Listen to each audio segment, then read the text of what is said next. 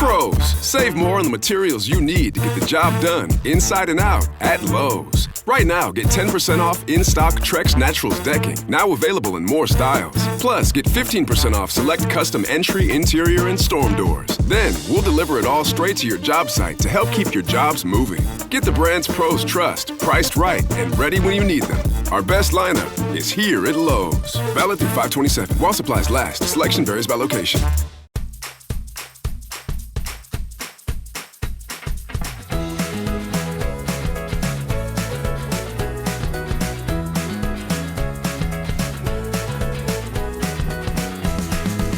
Hello, this is Julie Hogue with the Vegetarians and Meat Lovers Split Table Recipes podcast, where I talk about food and how to not be a short order cook when you're cooking for more than one diet, namely vegetarians and meat eaters, which is what my family is and the way I've lived for, the vast majority of my life, starting as a teenager. So it can be kind of a challenge, right? But it doesn't have to be that hard. One type of way that I like to cook for my family is to make bowls. And this is so easy because it's a kind of like a build your own kind of an environment, meal setup, meal prep, whatever you want to call it. Either you add the meat to your bowl or you don't, right? So it's not like the meat is integral in anything. It's a separate ingredient, a component, a choosable option, if you will. Now, this is a recipe I took that I modified that was actually called a high protein vegan meal. And I changed it, which is what I often do. I take recipes and I make them work for my family, which is what a hybrid recipe is. I talk about a hybrid recipe. It is a recipe that works for both diets, a split table setup, in other words. So this one is a Southwest black bean and sweet potato bowl, but it's a hybrid one. So I made it so that we could have meat and not have meat. It's really quite easy. So what do you need for this? This was one of my family's favorites, and we love the dressing on this one too. So I made extra dressing, and now that's become the norm. Okay, so what do you need? You need 4 medium sweet potatoes, peeled and diced, 1 can of black beans, like a 15-ounce can, drained and rinsed. You need 2 cups of uncooked quinoa, or you can just use rice. Rice is a good option. But anyways, so you cook it according to the instructions on the package. 1 bag of frozen corn kernels cooked. And you're going to cook that according to the package instructions. 1 red pepper diced, 1 avocado diced, and 1 cup cherry tomatoes, halved, like 1 container. And then you're going to have 1/2 cup red onion, finely chopped. And we really like cilantro, so we do about 1/2 cup of fresh cilantro chopped. And that's just kind of like for the garnish on the top. 2 tablespoons of olive oil for roasting those potatoes, and salt and pepper to taste, which actually I converted to 1/2 teaspoon ground sea salt with the 2 tablespoons of olive oil, 1/2 teaspoon black pepper, and 2 teaspoons paprika. And those ingredients are what you're going to put on your sweet potatoes when you're going to roast them. And for the Southwest dressing, we are going to use, I'm going to give you my quadruple dressing recipe that I switched from the original recipe because that's what we really like. We like a lot of the sauce. So in that way, you're going to need 12 tablespoons of olive oil.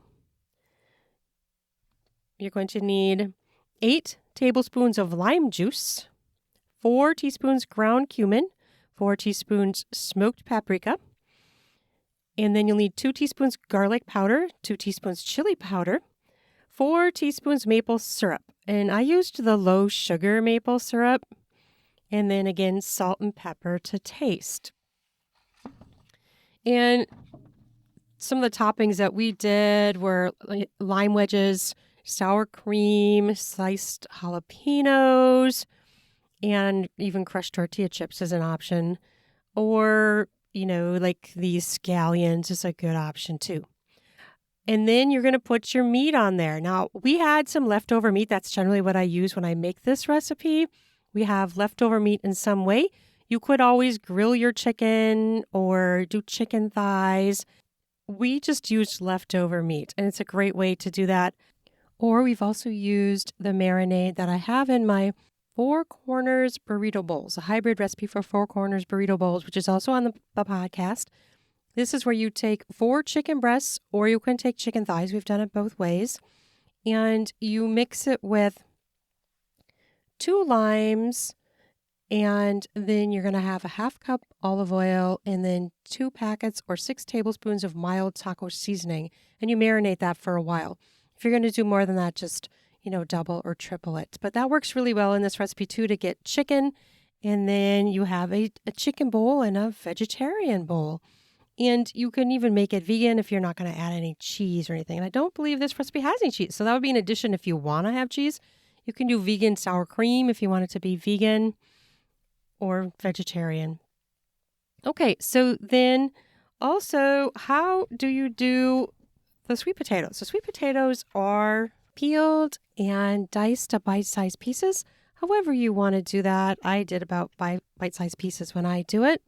And then you're going to toss those potatoes with the 2 tablespoons of olive oil, 1/2 teaspoon ground sea salt, 2 teaspoons paprika, and 1/2 teaspoon black pepper.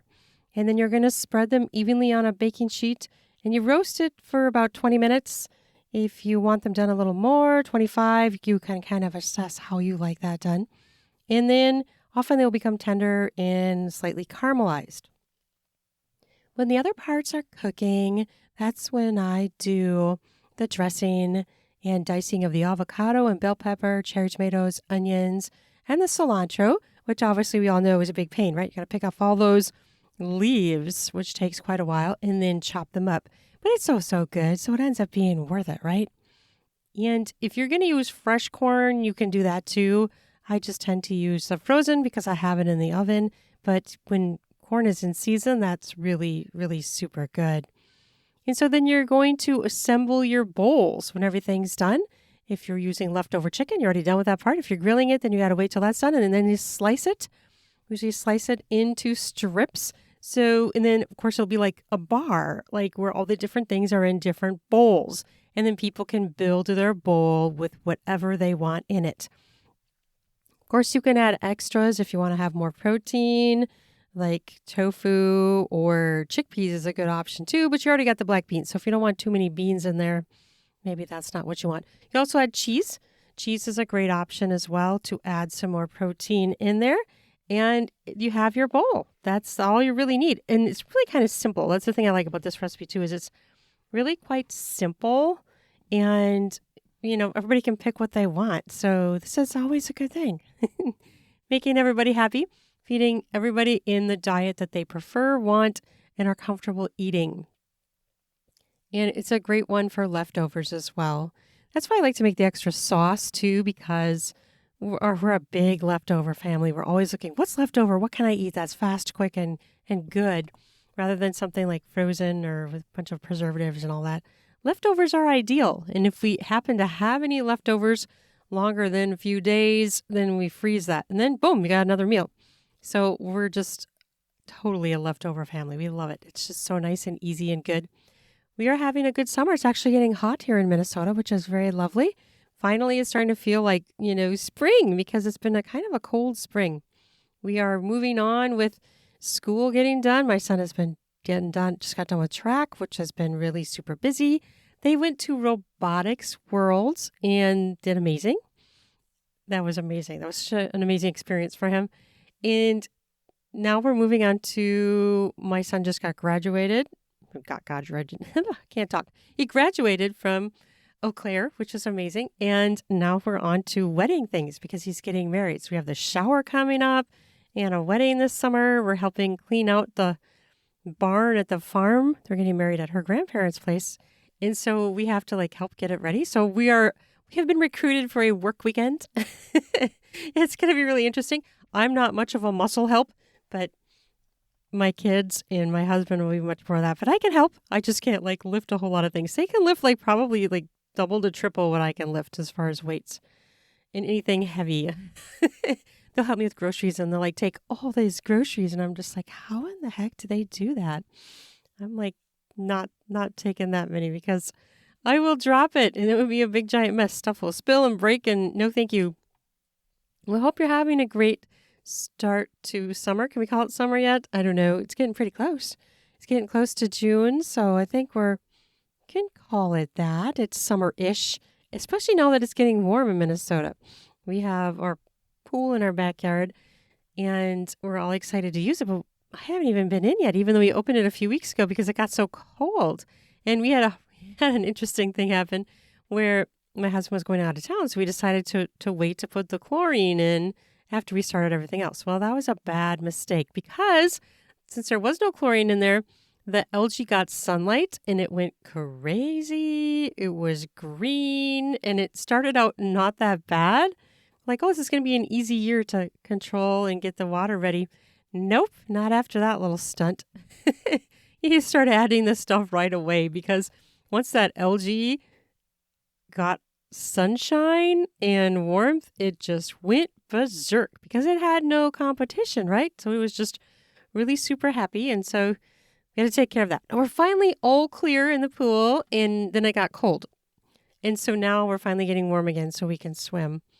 I'm so ready for summer. I really am. It just takes so long to get here sometimes in Minnesota where I'm like, when is it coming? I'm so ready.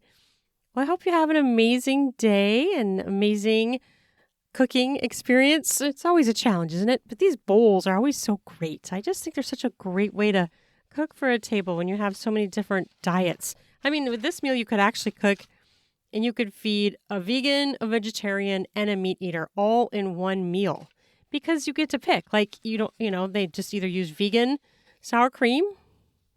It doesn't even call for cheese, but if you want cheese as a topping, you can get vegan cheese.